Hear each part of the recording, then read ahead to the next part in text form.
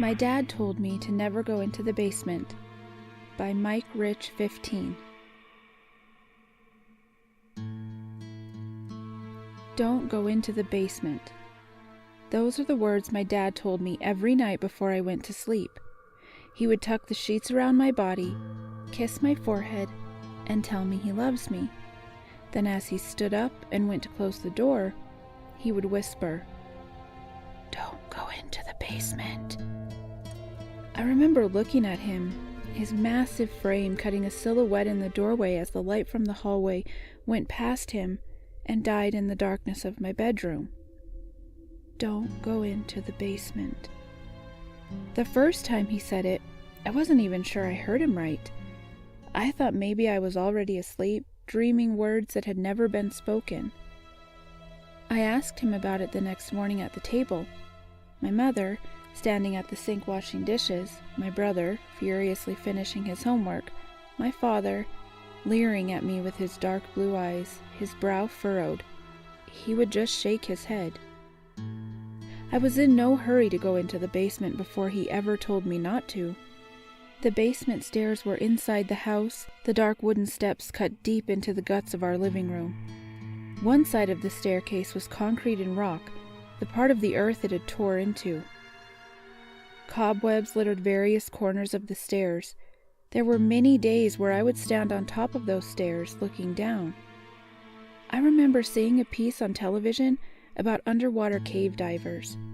I saw one diver squeeze into a pitch-black crevice, one so tight he had to take the oxygen tank off his back. I could only imagine the intense pressure, the suffocating cold, and darkness. I stood on top of those stairs feeling like the diver, staring into a dark abyss, shivering. There was no door on the bottom of the stairs, only darkness. The kind of complete and utter blackness where your eyes would struggle and fail to find anything they could cling on to. I knew there were no windows in the basement since none could be found on the outside of the house. But this darkness had always felt different. I would stare into it for what seemed like hours. Sometimes my dad would find me, swaying back and forth on the top of the stairs. He wouldn't say anything, just take my hand and lead me away. One night, I had the most intense dream. I was rock climbing, scaling a mountain wall. Except, it wasn't really climbing. I was being thrown upwards into the wall, smashed against the cliff face. I was scraping my skin, blood being thrown against the mountainside.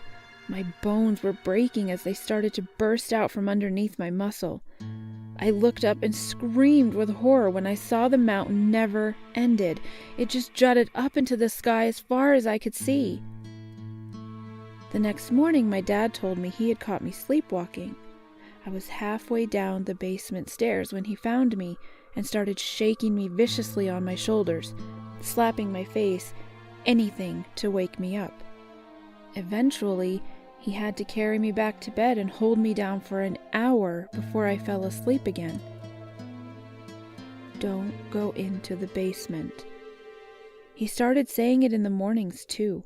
Over the running faucet in the kitchen sink, he would whisper it into my ear. Don't go into the basement. I would look back at him expecting a grin, a wink, a nod, anything. He would just look away and go back to reading his newspaper, milk dripping out of his mouth as he took big, slobbering mouthfuls of cereal, like he hadn't said anything. I was in the house alone when I went into the basement. My father was out, not expected to be back until the morning. My brother was gone, off to the real world. I hadn't seen my mother for years. I had been watching television, hitting the mute button to cut off a commercial. In the silence that followed, someone called out my name from inside the house. I dismissed it at first, laughing to myself at my wild imagination. I put the sound back on and pumped up the volume. Everything was fine for a few seconds. Then the power cut off. The day's light had only just begun to fade, so I wasn't plunged into darkness. I ran upstairs to grab a flashlight. By the time I came back down, the whole house was nearly pitch black. Living off the main road, I couldn't rely on streetlights for illumination, so within minutes I was forced to turn on the battery-powered maglite my dad had given me for my birthday that year. I peeked out a window and saw my neighbor's lights on, so I knew the power was only out at our house.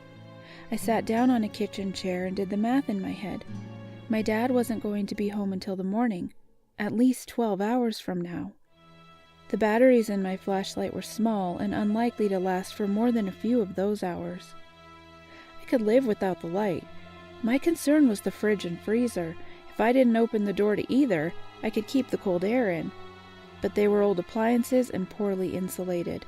The food probably had 5 or 6 hours before it spoiled in the hot summer air. I was going to have to get the power back on myself by going to the circuit breaker.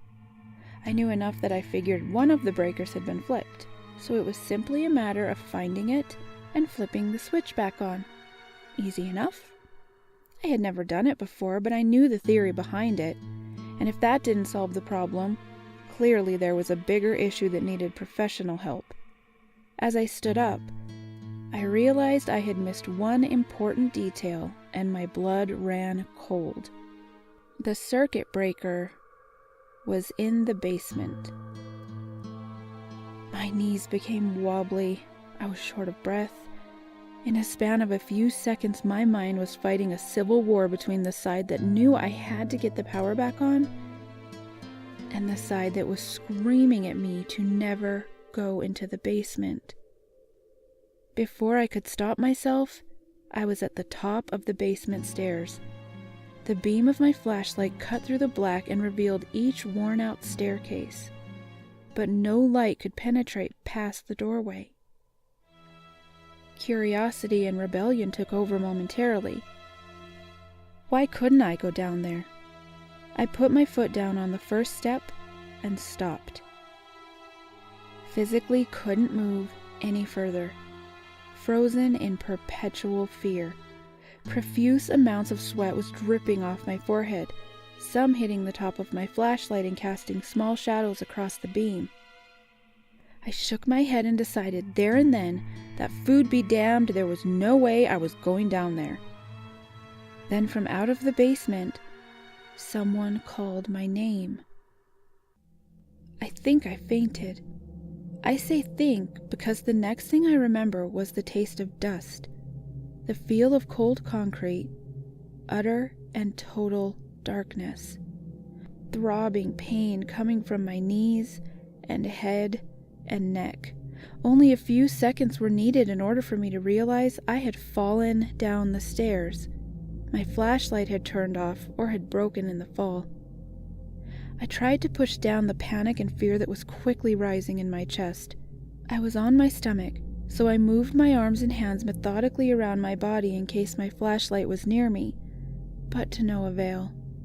I panicked more. I tried to will my eyes to reveal something to me, a shape, a wall, anything.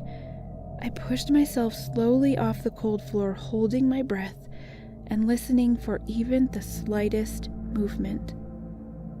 An eternal few seconds passed while I tried to quiet the ringing in my head, courtesy of my tumble down the stairs.